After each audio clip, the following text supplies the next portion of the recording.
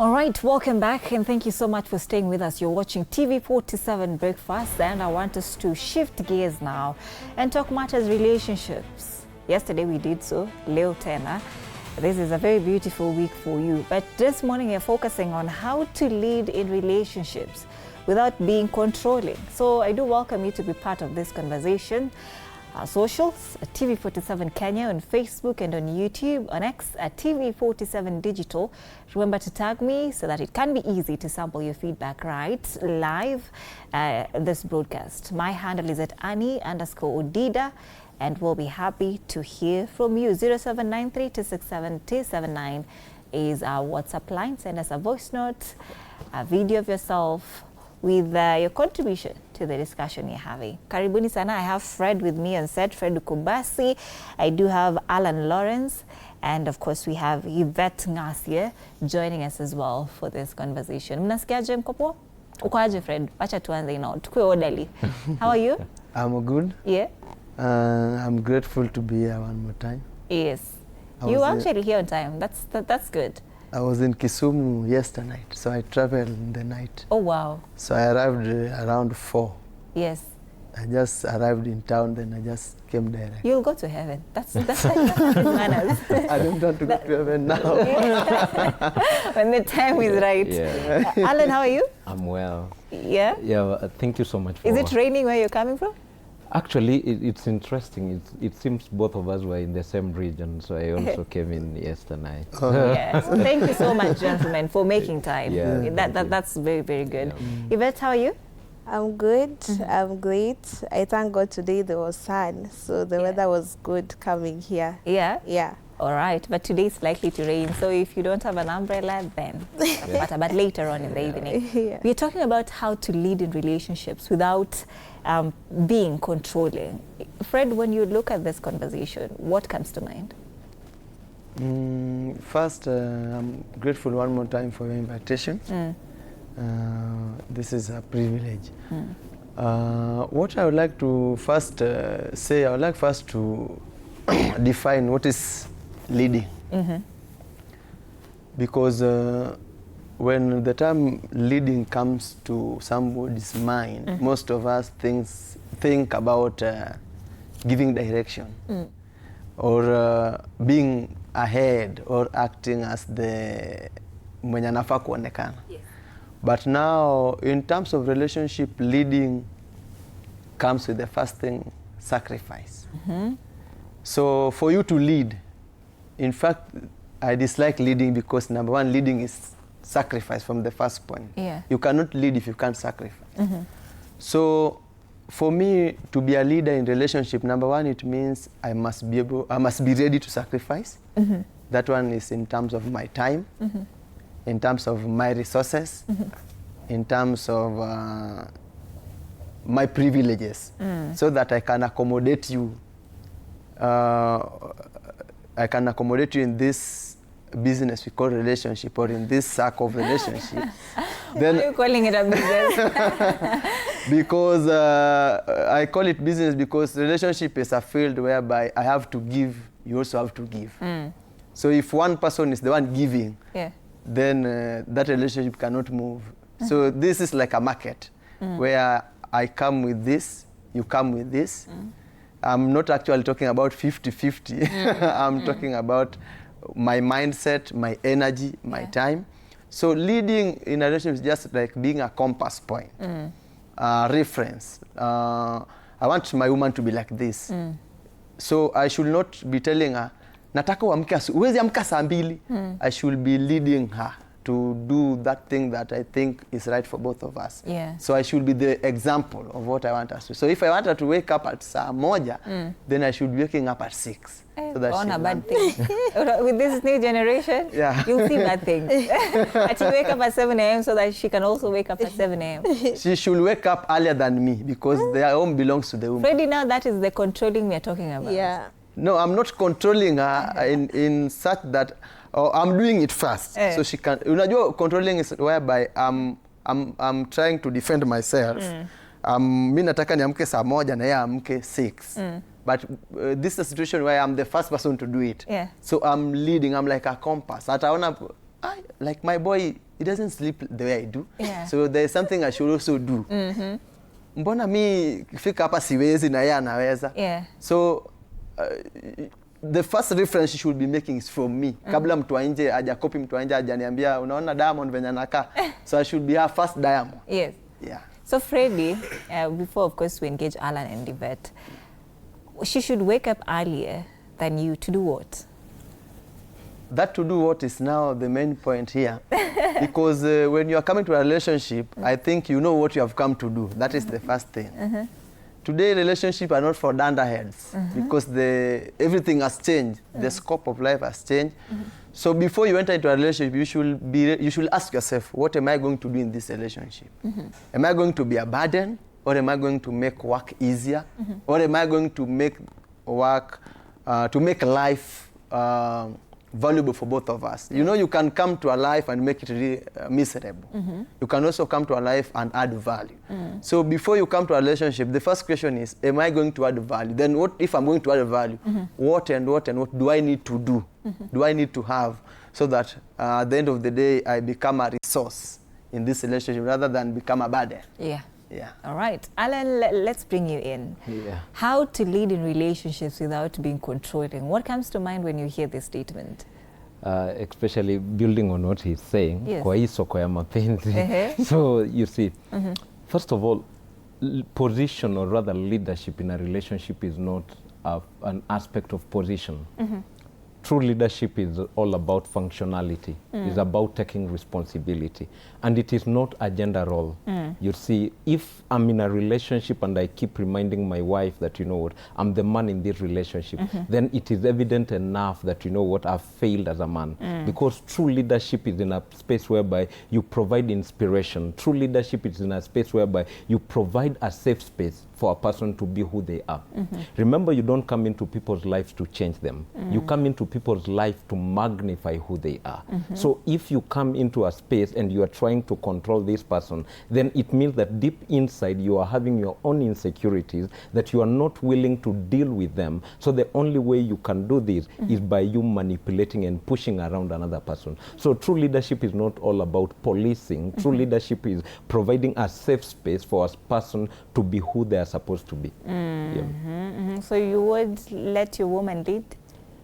That is why I strongly believe from a psychological perspective, it's not a gender role. It's in a space whereby if, you see, when we come into this relationship, it is an aspect of thinking, what am I bringing in the relationship, not what I'm going to get out of the relationship. So it is a joint accountability. It is a joint thing, because we are together in this, we are partners. So the best way to do is I'll realize my weakness and I capitalize on her strength to cover up my weaknesses. So I'll provide a space for her to lead. Yeah.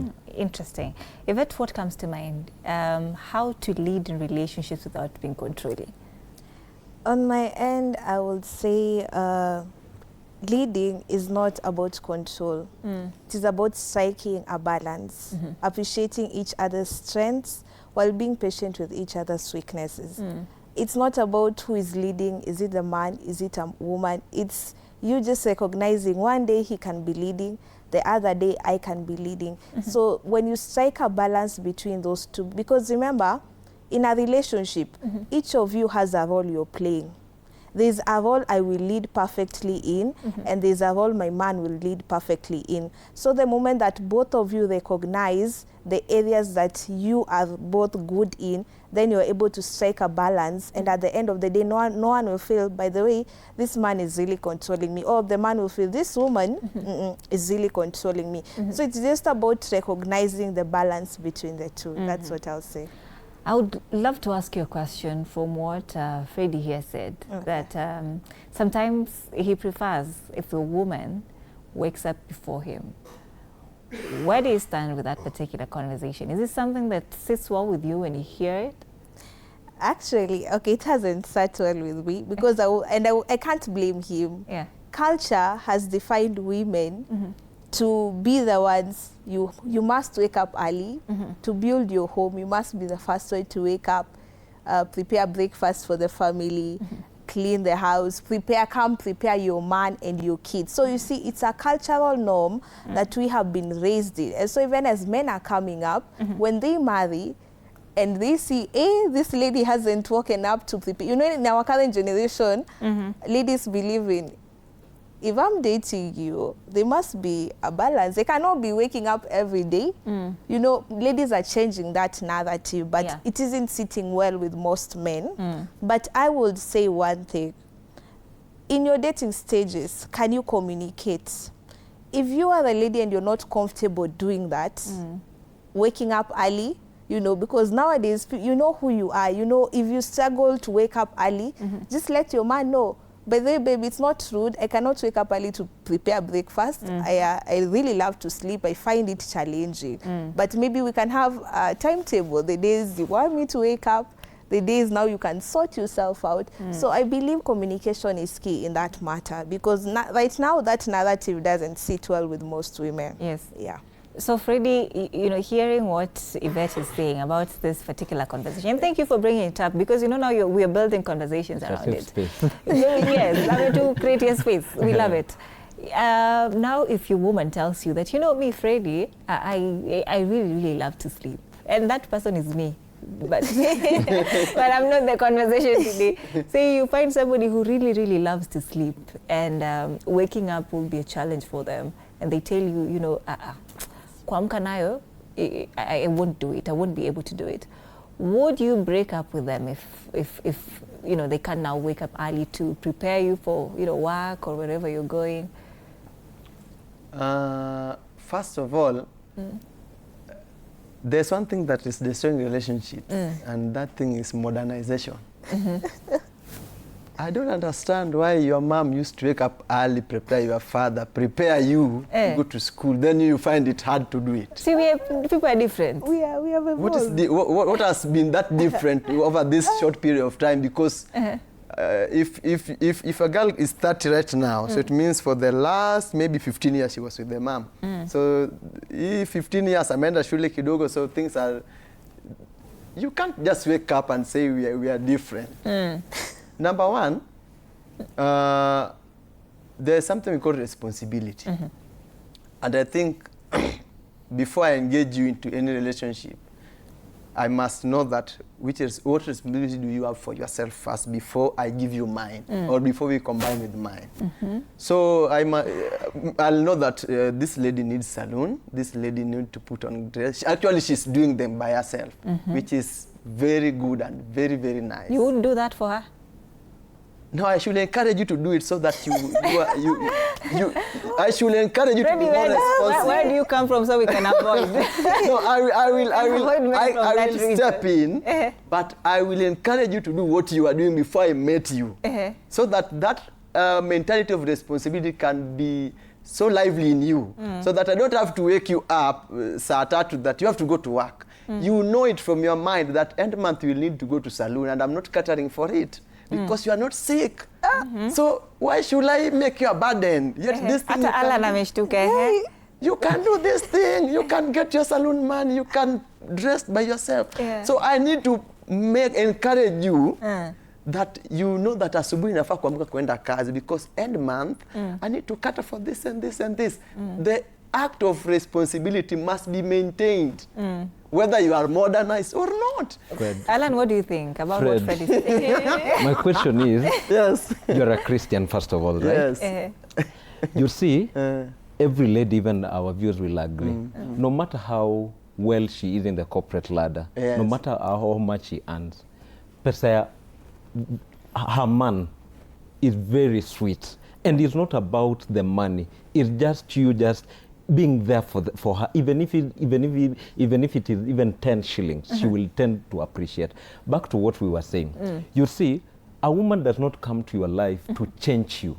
A woman comes into my life because, first of all, from a Bible perspective, they tend to say that a woman is a helper.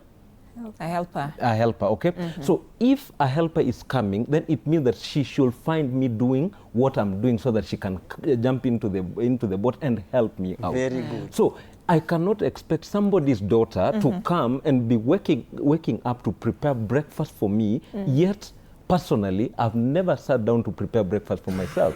It's so wrong. Because if that is the case, then please hire a chef out there, please get some machines and do that kind of a work. Because it's like turning a woman into a machine, and of which you can get the resources and buy those kind of things. So let's not turn them to be objects of that we can procure. You know, you understand? Slaves. Yeah. Let me ask you something, Yes, sir. Lily. In the house, for example, this is our house. I'm paying the rent. Yes. I'm providing food. Yes. If we have children, they are going to school.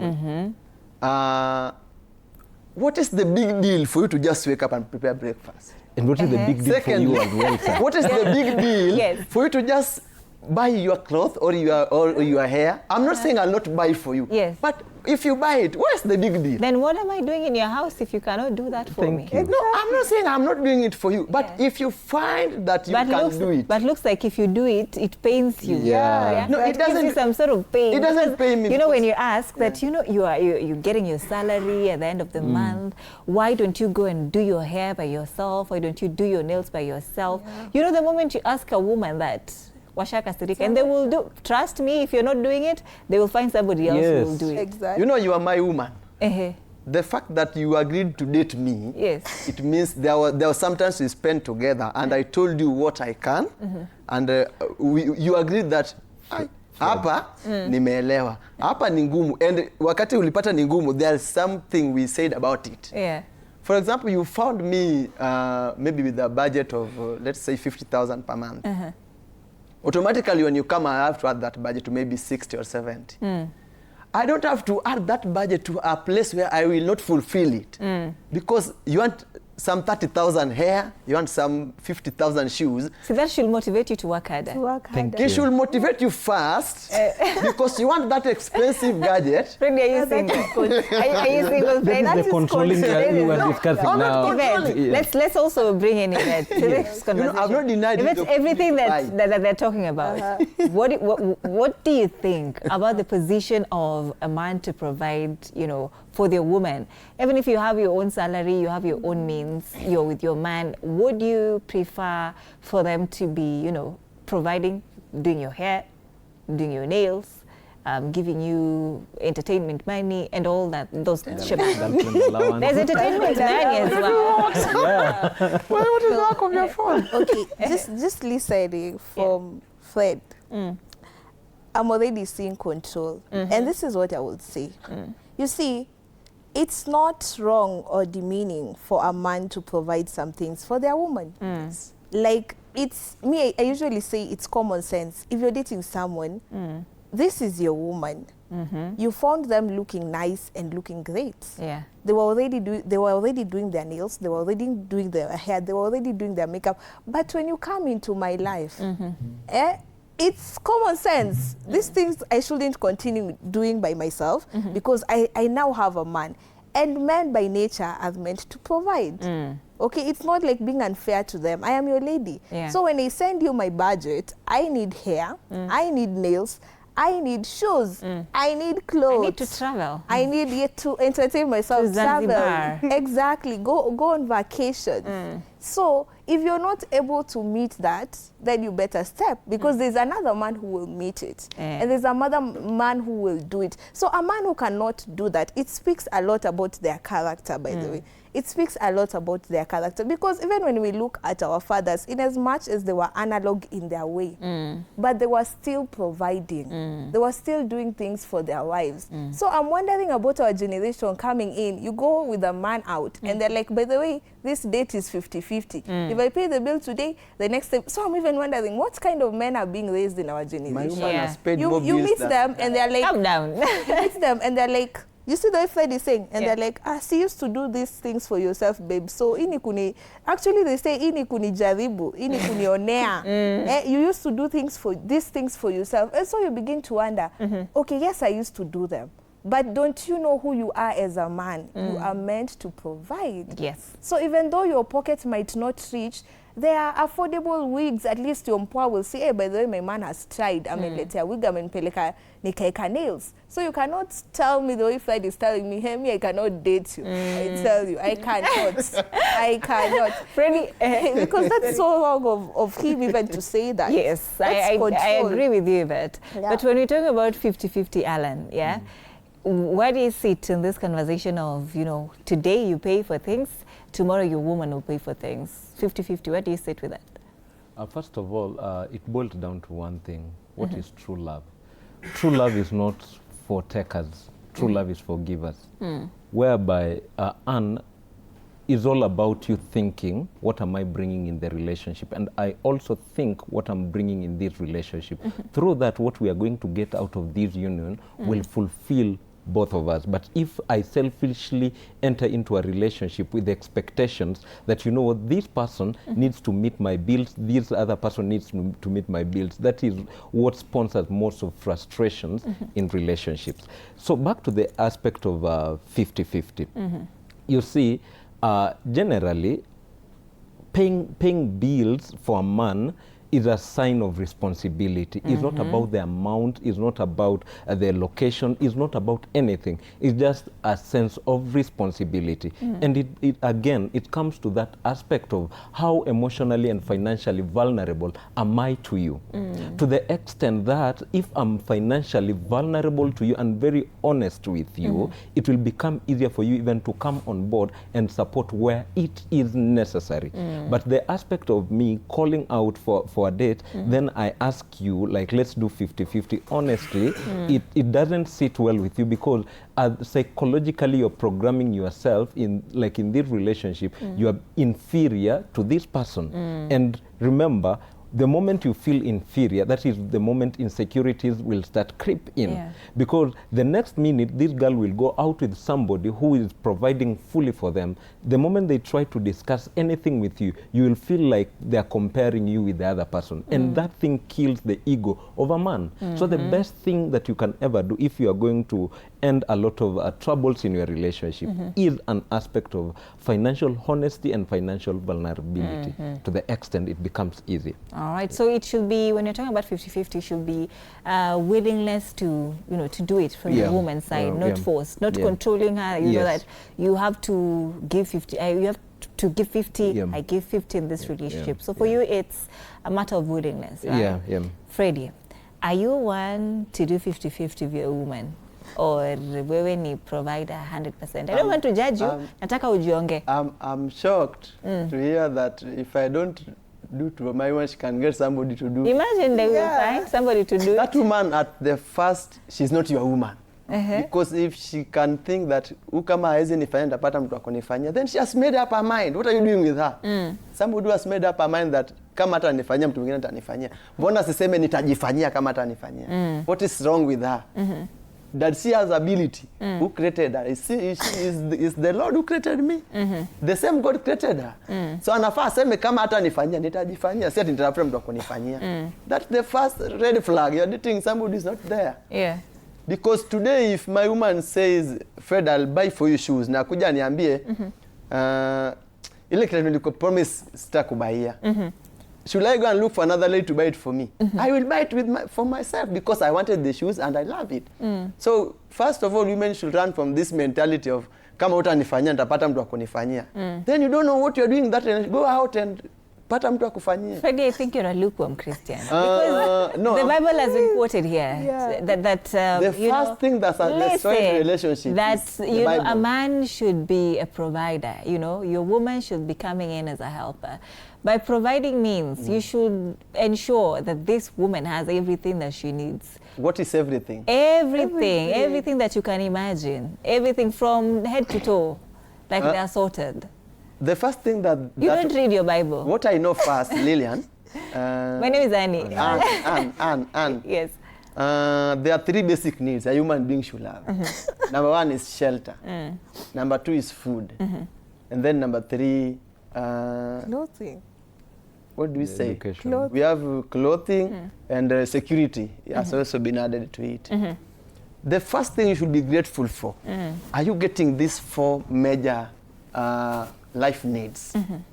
kabla tujaenda kwa hizo zingine. Kama hizi unaweza pata, then why can't we sit down and see how you can get this the remaining ones? And if by yourself you can be able to buy them, why should we have a debate of who should buy and who should not? Freddie, hold that thought there. Yeah. Do you think Anne, where she's coming from, she's not getting all those basic things? Good question. Fred, you think I'm coming in empty-handed? I can say you are getting them. So when you come to me, why do you want to say, now I've come, now do them for me? Why can't you just... Fred, you know the brain of a woman works like this, that when I come together to live with you, it should be in a way that you're making life easier for me. Exactly. Even as I make life easier for you. So you should, and by me making life easier for you means, you know, the things that men love. We've had this conversation right here on Relationship Wednesday. You talk about respect, you talk about obedience, you talk about the peace that you come back home, unapata everything is sorted. Like you don't even have to think for yourself, you know. Like you had this woman back at home who is doing the thinking for you. Wewe ukikuja kwa nyumba, you just remove your shoes and you relax, like the man of the house you are. So that is how the brain of the woman is wired. Na sasa wewe, if you ask, ati hapana, why should I be providing everything for you? Even if I'm I'm earning higher than you, you should provide for me. I think that is manipulation. You can't tell me you are thinking for me. So I should be giving you some luxury because you're helping me to think. No, see, I'm the help of your home. I've been thinking all the way since I was... Yvette, chime in. Fred, let me help you. Yes. You know, let me give you a good example. Yes. You see, you have a head and you have a neck. Yes. In a relationship, we are told women are the neck and you are the head. And the head cannot move without it, right? It's the same thing that Anne is telling you. You see, when you're providing for your woman, we're usually told women should submit. But a woman cannot submit to a man who is trying to be controlling. You see the way you're talking, you're speaking control, you're bringing in a bit of chauvinism, modern chauvinism. And let me tell you, this woman that you're meeting, as long as you're providing these things, if there's no point that even she needs to ask. There are things she will do for you. You know, women think ahead more than you guys. Our instincts, our intuitions are usually very, very high. So obviously, when you get a woman, have you ever heard that if you see a great man, there's a woman, nowadays we don't say the woman behind, we say beside him. Those right? are theories. No, they're not theories. It's actually very true. The moment you meet a good woman, your life changes. Why?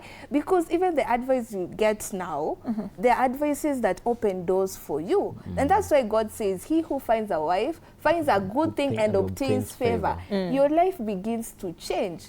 And so if you're not doing these things for her, don't say ati it's wrong for the woman to aende uko nje atafute mtu atafanya. No, it's actually her respecting herself and loving herself more, knowing that anyway, this man is not seeing my value. So if there's another man out there seeing my value, it doesn't mean when I go there, I will actually tell you, you know what? There are men who can do it. You can't do it. There are men who can do it. I'm not stepping on your ego. I'm making you be the man because you're meant to do it. So if you can't do it, then I don't know. You're either not a man, in all due respect, you're there in between. You've not realized who you are. Yes. And do you think, Alan, that control has become loud in relationships? That if you're talking about control in leadership, you know, in relationships, looking at how, you know, the current generation views relationship, where would you place this conversation at? Are we controlling or are we leading? You see, especially from a man's perspective, a man in due respect and due essence, a man is a sense of responsibility, direction, source of inspiration. So when I come into a woman's life, my role is to make her, the girl in her, to always manifest. And Fred and everybody listening unto us need to understand one thing. The more you treat your woman as a queen, you're preparing yourself to be treated as a king. You cannot be treating your woman as a warthog and expecting her to be treating you as a king. So it is an essence whereby, psychologically speaking, whatever you give a woman, she will multiply it and give it back to you. So if today I'm giving her a safe space for her to become the woman she's supposed to become, I'm telling you, she will give me my position as a man. I will not demand for it, because respect in most cases is not asked for. Respect is earned. And your position into a woman's life is earned by the way you take responsibility. So basically, in the current generation, you look at it, people are silently controlling one another for their own selfish gains. So the best important thing for us to do is to go back to the basics. Why are we getting into this relationship? And by the fact that you desperately want a relationship is evident enough that you don't need this relationship, because there are some things you need to be comfortable with within your own self. Can you comfortably even date the person in the mirror? Because we reach to a point, we tend to project our own insecurities onto the other person because we've not dealt with our own. So it is a space whereby, and I encourage each and every person, when was the last time even you went for therapy? There are some things, there are some traumas we really need to heal. There are some things we generally have to deal with them so that we don't bring the baggage into the relationship, so that we don't end up controlling this person because we didn't deal with our own issues. All right. And Alan has given us a very good closing shot. Apparently, we will have to cut it short right here, but I'll talk to the producer so we can continue from this point that we've left this conversation at, because I want us to cross over to Milimani Loquats, where the impeachment of the former Deputy President Rigathi Gachagwa's case is currently going on. Remember that this comes after the case was earlier postponed to today, and the 7th of May. That was to allow Justice Anthony Mrima to take part in Supreme Court judge interviews that culminated last week as part of the JSC panel. And of course, you can remember that the former Deputy President maintained that his removal from office was unconstitutional, while challenging the impeachment forces before the Milimani Loquats. Are we ready now?